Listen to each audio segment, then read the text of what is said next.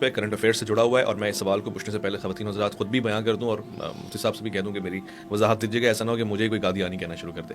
قادیانیوں کے مسئلے کے اوپر پوری امت کا اجماع ہے کہ جی، خاص طور سے پاکستان میں تو قانون ہے کہ غیر مسلم لوگ، غیر مسلموں کو اب ہمارا قانون، خاص طور سے چیف جسٹس صاحب اپنے حالیہ بیان میں، تبصرے میں، یا جو آرڈر انہوں نے پاس کیا، وہ کیا کہنا چاہ رہے تھے، کیا مراد لی گئی ہے، اس کے معنی کیا ہیں، کیا کوئی لابی ہے جو کام کر رہی ہے اس سلسلے میں، اس کو ذرا بیان فرما دیں۔ اویس بھائی، بات یہ ہے کہ ایک شخص ہے جس کا نام ہے مبارک احمد ثانی، ضلع چنیوٹ کا رہنے والا ہے۔ اس بندے پہ الزام ہے کہ اس نے تفسیر صغیر بانٹی ہے، اور تفسیر صغیر یہ مرزا بشیر الدین محمود مرزا قادیانی کے بیٹے کی تفسیر ہے، جو بہن ہے۔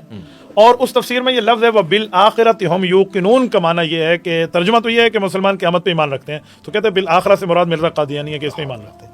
اس نے ایسے ایسے اندر جو ہے نا وہ کیے ہیں نا اعتراضات، اور قرآن کی تفسیر کو تحریف میں بدلا، یہ کتابوں بانٹ رہا ہے۔ اس پر ایف آئی آر ہو گئی اور وہ بندہ گرفتار ہو گیا۔ سیشن کورٹ نے بھی اس کی گرفتاری بحال رکھی، ہائی کورٹ نے بھی گرفتاری بحال رکھی۔ چیف جسٹس صاحب نے اس پر کوئی عجیب کام کر لیا۔ چیف جسٹس صاحب کے سامنے معاملہ پیش ہوا تو جناب عثمان کریم مدعا علیہ یعنی قادیانی کے وکیل ہیں، احمد رضا گیلانی صاحب یہ ریاست کی طرف سے وکیل ہیں، کیونکہ وہ کیس بائی ریاست تھا نا، بنام ریاست، تو ریاست طرف سے احمد رضا صاحب ہیں۔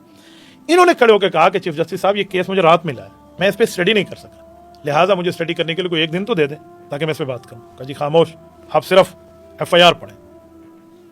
اس نے ایف آئی آر پڑھی، اس کے بعد مدعی کھڑا ہوا، انہوں نے کہا جی بات کا بیٹھ جاؤ تو میں کنٹیمپٹ کا نوٹس دوں گا۔ کیا مطلب؟ پھر سے آپ نے صرف اسی ریلیف دینا ہے۔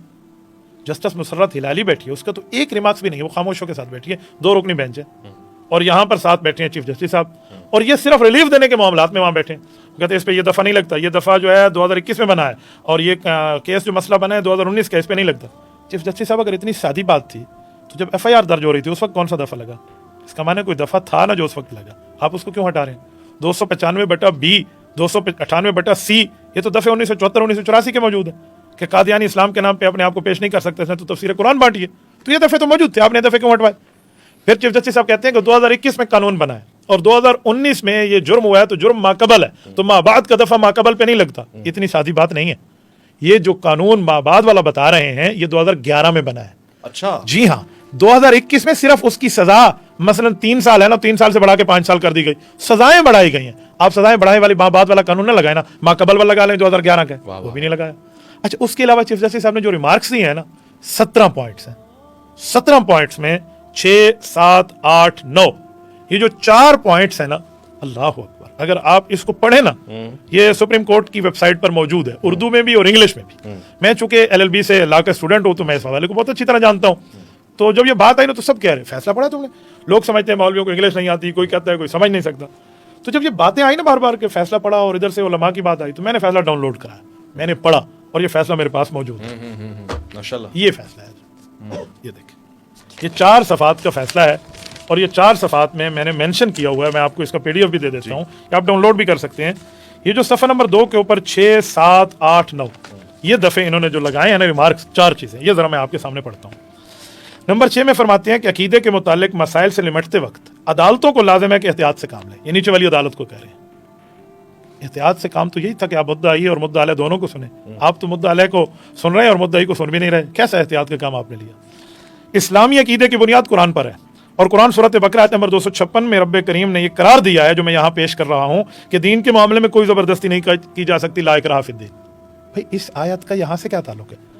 یہ آیت ہے کہ ڈنڈا اٹھا کے اسٹکلی آپ کسی بندے کو گن پوائنٹ پہ کلمہ نہیں پڑھوا سکتے کہ دین واضح ہے، لا اکراہ فی الدین، دین میں سختی نہیں ہے، تو آپ اس کو قادیانی پہ کیسے فٹ کر رہے ہیں؟ کیا کیس اس لیے کہ قادیانی مسلمان ہو جائے؟ یہ تو کیس ہے ہی نہیں، آپ نے اس کو لا حاصل پیش کیا یہاں پر، نمبر 1۔ نمبر 2، جب بندہ مسلمان بن جاتا ہے تو اس پر سختی ہے۔ آپ کہیں گے کیسے؟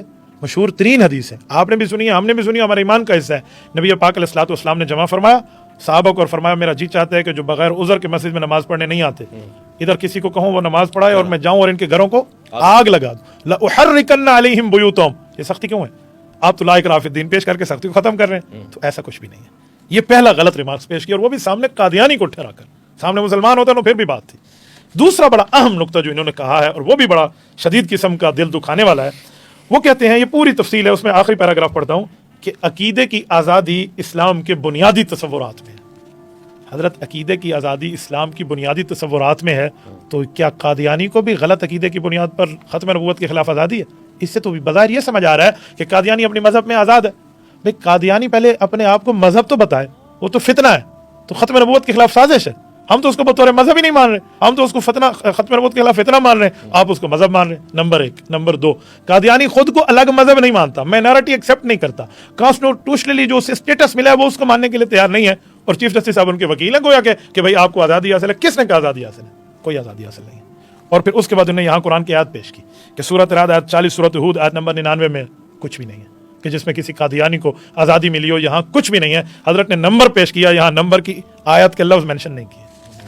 8ویں نمبر پہ کہتے ہیں کہ بڑا عجیب لفظ ہے ویس بھائی, آپ دیکھیں آپ حیران ہو جائیں. وہ کہتے ہیں قرآن کریم میں انا نحن نزلنا الذکر و انا لہ لحافظون, قرآن کی حفاظت کس نے کرنی ہے؟ اللہ نے. کہتے ہیں اگر اس نے جرم کر بھی لیا تو اللہ پھر بھی حفاظت کریں گے. کل چیف جسٹس صاحب کی تنخواہ کوئی چوری کر لے اور چیف جسٹس عدالت میں بلائے اور وہ کہ واہ چیف جسٹس صاحب ان اللہ والرزاق ذو القوۃ المتین, رزق کی حفاظت تو اللہ نے کی ہے. آپ کی میں نے چوری کر لیا تو کیا رزق دینے والا تو اللہ ہے, آپ اسے چھوڑ دیں گے؟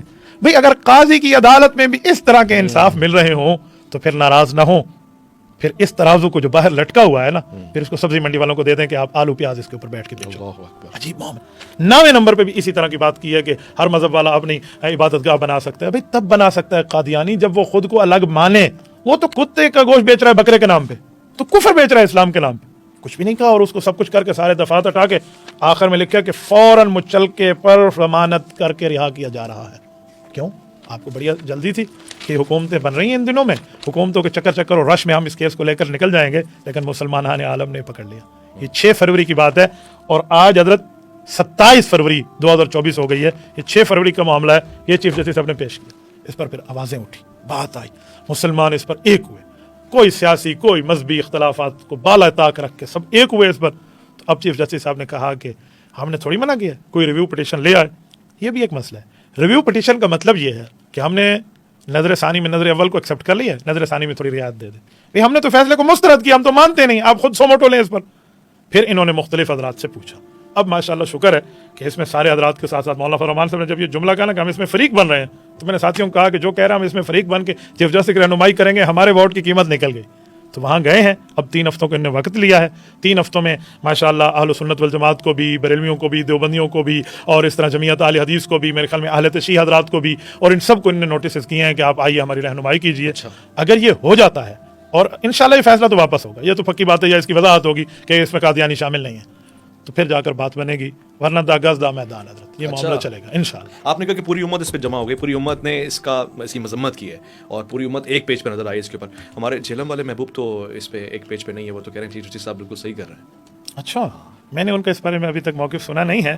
تو بہرحال آپ کو پتہ تو ہے ان کا مسئلہ امت میں نہیں ہے, امت سے ہے.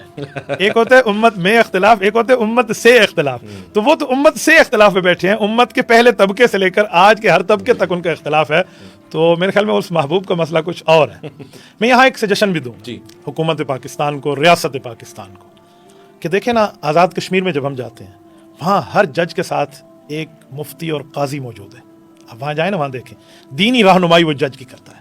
عدالت کی دینی رہنمائی کے لیے ایک مفتی اور ایک جج قاضی کے ساتھ بطور قاضی جج کے ساتھ بیٹھتا ہے. تو اگر پاکستان میں یہ چیز ہو جائے, بہت اچھا ہو جائے کہ اسلامک ترتیب پر ان سے رہنمائی لی جائے. میں مثال دے رہا ہوں, اگر اہل حدیث حضرات کا کیس ہے, اہل سنت کا کیس ہے, آپ مختلف حضرات سے رہنمائی تو ویسے بھی لیتے ہیں. ختم نبوت کی بات ہے تو ختم نبوت کا ایک بندہ بیٹھ جائے. کوئی اہل تشیع کا آپس میں اختلاف تمہارے پاس ہے تو اہل تشیع کا ایک بندہ تمہارے پاس موجود ہو, کسی اور مسلک کا, تو وہ ان سے رہنمائی لے اور جو ان کے جو ہے نا کیا کہتے ہیں مسلک اور نظریے کے مطابق ان کا فیصلہ کر دیں.